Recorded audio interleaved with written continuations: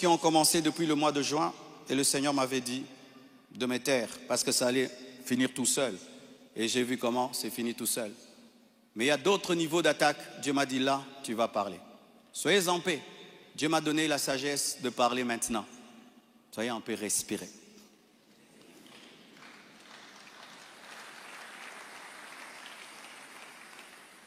Désormais, lorsque j'aurai des choses très très importantes et pertinentes, j'écrirai et puis je lirai. Amen.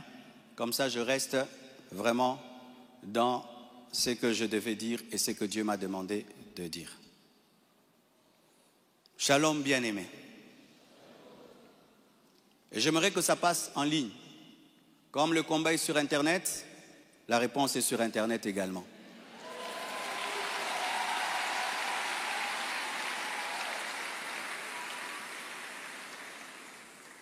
Je n'avais pas l'intention de m'exprimer publiquement à ce sujet, mais voyant le plan manifeste de l'ennemi, de s'aimer la division et de tenter de déstabiliser la communauté CREFEM, j'ai été conduit à sortir de mon silence.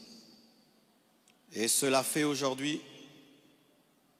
fait aujourd'hui dans toutes les extensions compassion dans le monde. Les pasteurs vont parler en résumé ce que je suis en train de dire ici, car les fidèles ont besoin de réponses. S'il ne s'agissait que de moi, j'aurais gardé le silence, car de telles choses me sont souvent arrivées. Mais puisque l'honneur de l'Église et la paix de plusieurs sont en jeu, je dois parler, car il y a un temps pour se taire, un temps pour parler. Suite au décès de mon épouse Blanche, j'avais pris l'initiative de faire construire une maison pour ma belle-mère en mémoire de sa fille. Et c'était ça le plan, d'ailleurs. Je ne sais pas s'il y a les photos. C'était ça le plan de cette maison R+1. Par amour pour elle, par amour pour sa fille, en mémoire d'elle.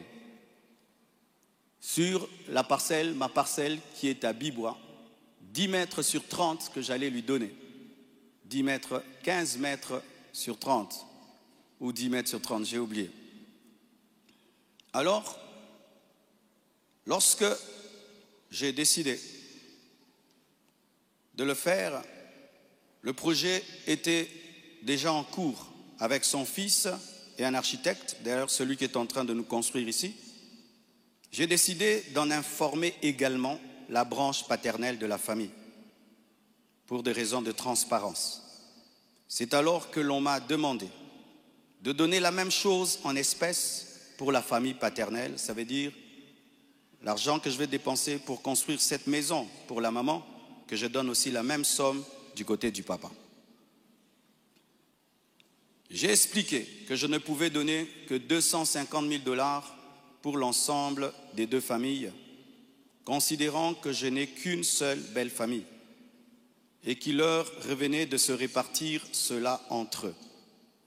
Mais à ma grande surprise, on m'a dit que la maison était considérée comme un cadeau que Blanche avait promis un jour et qu'elle ne comptait pas donc dans l'héritage.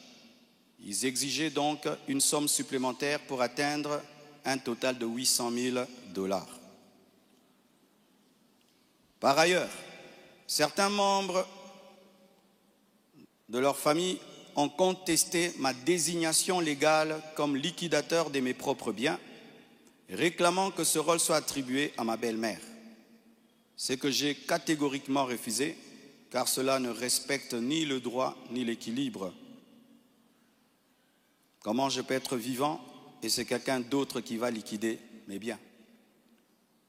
Ils m'ont également reproché d'avoir exprimé pendant le deuil ma volonté de ne plus me remarier, une déclaration faite sous le choc et la douleur, car lorsqu'on pleure, on dit des choses, en prétendant que j'avais menti parce que j'ai finalement choisi de reconstruire ma vie. L'un d'eux m'a même dit que je devais rester veuf jusqu'à ce qu'ils reçoivent leur héritage.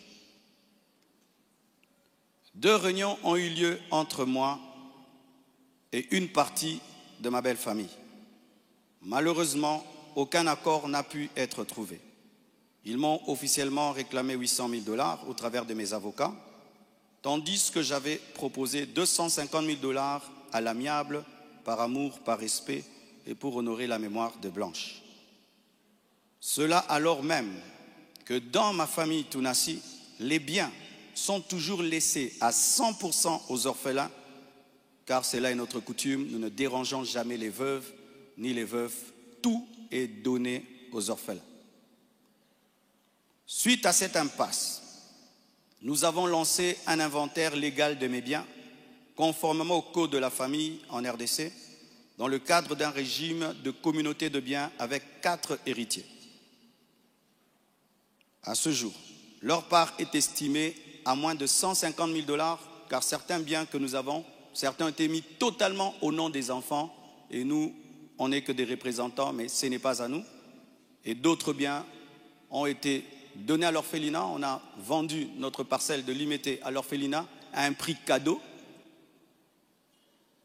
Donc, c'est 150 000 $, donc inférieur à ce que j'avais volontairement proposé. Les calculs d'ailleurs sont en cours jusqu'à aujourd'hui parce qu'ils considèrent que ce n'est pas le bon chiffre. Mais alors que les discussions entre avocats étaient en cours et que j'étais en voyage, certains ont choisi la voie de la diffamation publique. Leur objectif, me nuire personnellement et anéantir le ministère. Ils me l'ont dit clairement, que nous allons détruire ton ministère, nous allons détruire ta réputation, nous allons détruire l'Église. Récemment, un numéro anonyme d'Afrique du Sud m'a confirmé ce plan. La personne a affirmé détenir plusieurs enregistrements vocaux dans lesquels Blanche était en train de se confier à sa maman. Et un jour, je parlerai de tout ça, mais pas maintenant. J'en parlerai dans 1 mois, 6 mois. Un jour, je parlerai de tout ça. Ces paroles arrachées de leur contexte et de leur timing, me faisant passer pour un mauvais mari, notre couple pour un couple détruit, alors que la plupart d'entre vous ici, vous savez combien nous nous aimions, mais dans chaque couple, il y a des temps, des fois, des petites frictions, comme dans tous vos couples. Et en 18 ans, jamais nous n'avons parlé de divorce, je ne l'ai jamais frappé, je ne l'ai jamais insulté, je ne l'ai jamais tapé. Après 18 ans de mariage, je lui ai redemandé en mariage. Je suis allé prêcher dans l'église de mon fils Olivier, au Botswana. Tout ce qu'il m'a donné pour me bénir, je lui ai acheté une bague en diamant et je lui ai redemandé en mariage. Elle avait même témoigné dans une émission ici. Quand vous voyez ces dernières vidéos, cette femme était heureuse, était épanouie.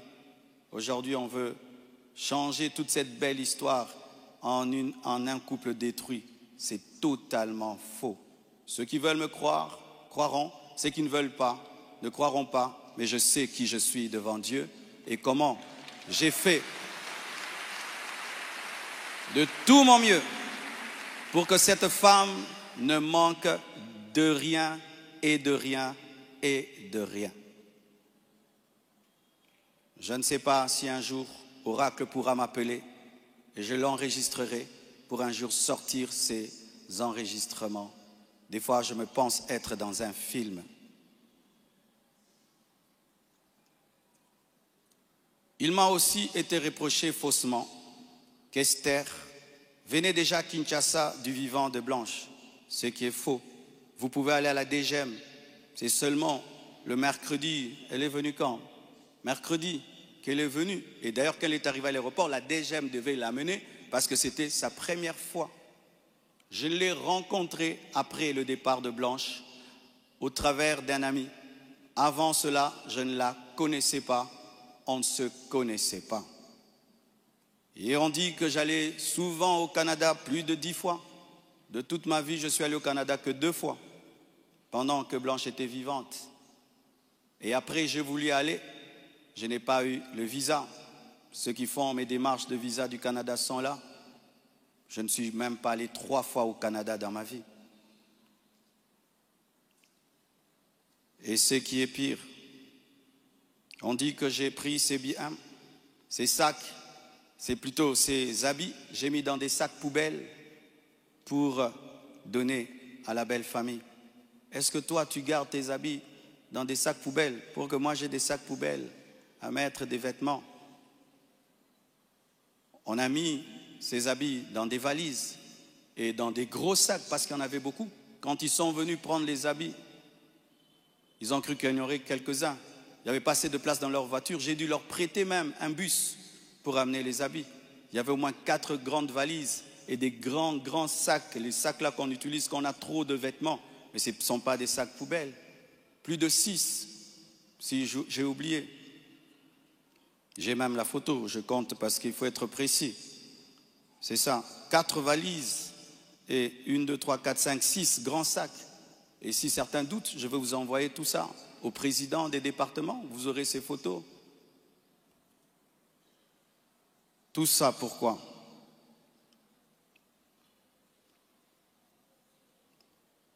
Et ce qui est terrible, on m'accuse même de l'avoir tué, alors qu'elle est décédée d'une crise cardiaque à l'hôpital, suite à une opération. Et ils m'ont posé la question,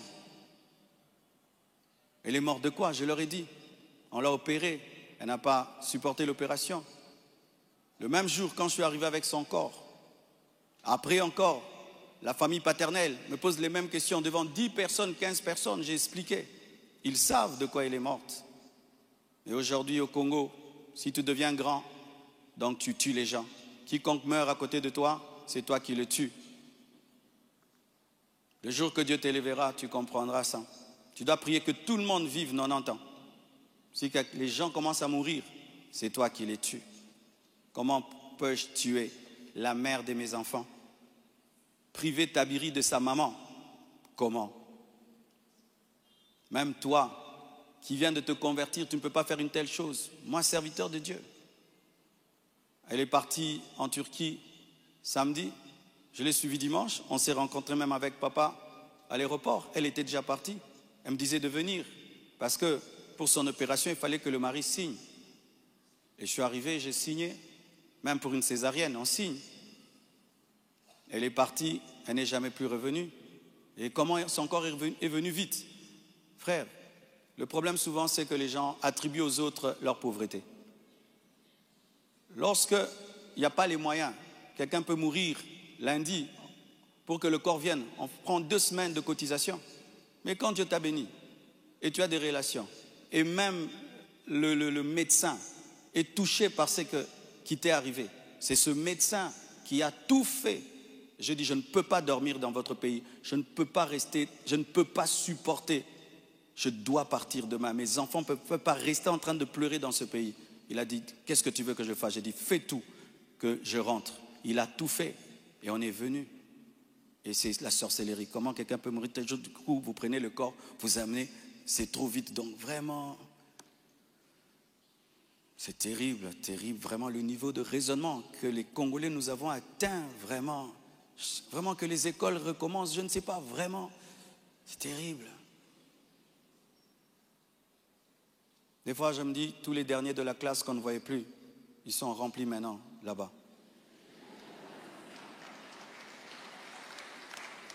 Et vous savez, le dernier de la classe, le professeur donne un cours de 2 heures du temps, et puis il a 1 sur 10.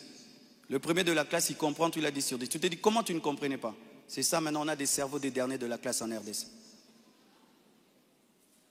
Dis à ton voisin, même ce que tu es en train de comprendre, ce que le pasteur dit. Il faut vérifier, hein. Peut-être tu es un dernier de la classe à côté de toi.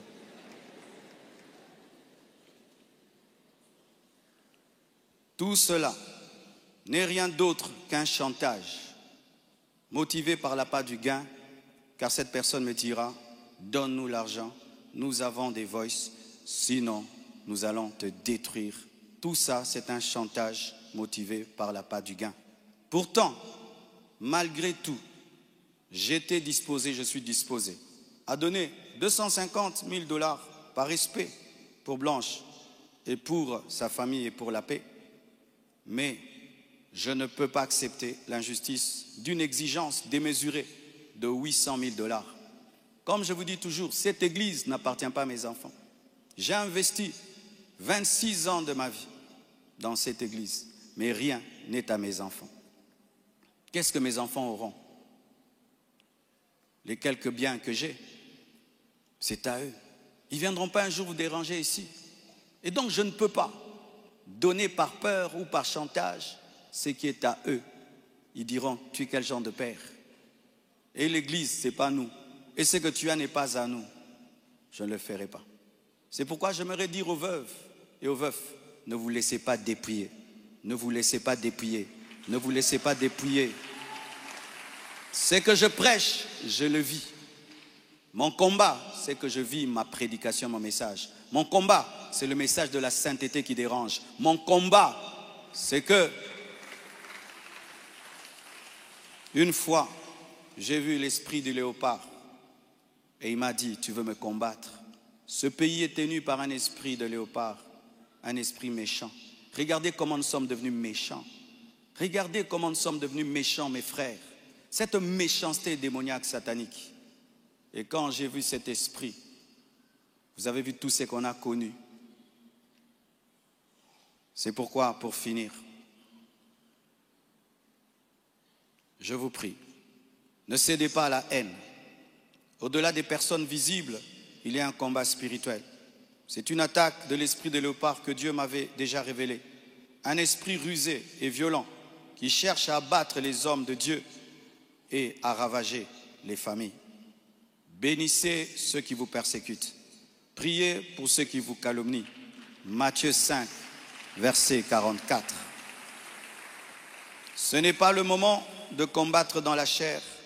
Restons enracinés dans la vérité, dans l'amour et dans la prière.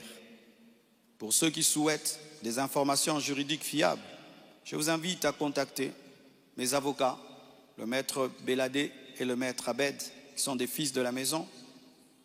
Et sachez que toute chose concourt au bien de ceux qui aiment Dieu. Romains 8, verset 28. Et je rends grâce à Dieu pour toutes mes épreuves et tous mes combats. Je suis l'un des hommes de Dieu aujourd'hui les plus persécutés dans ma génération. Quand je regarde mes amis, mes pères, des fois je me dis, Satan vous a oublié ou quoi? Mais je rends grâce. Ça fait de nous une église 4x4. Les gens sont étonnés. Comment cette église n'est pas morte? D'ailleurs, ça grandit. On vous insulte, vous allez à l'église. Vous allez mercredi, vous allez vendredi. Venez 25 matins, une église 4x4. Car ce qui ne te tue pas te rend fort. Et avec Dieu, nous ferons des exploits. Alléluia! Ce message est l'avant-dernier que je ferai à ce sujet. Après le suivant, dans des mois, pas 25 matins, je vous laisse tranquille, les mêmes équilibres, profondeur. Après, une seule chose après. Et puis, on n'en parlera plus. Ceux qui voudront croire, croiront. Mais sachez que moi et vous, nous devons continuer à bâtir comme Néhémie, une main à l'œuvre et l'autre sur l'épée. À bon entendeur, salut, que Dieu vous bénisse abondamment.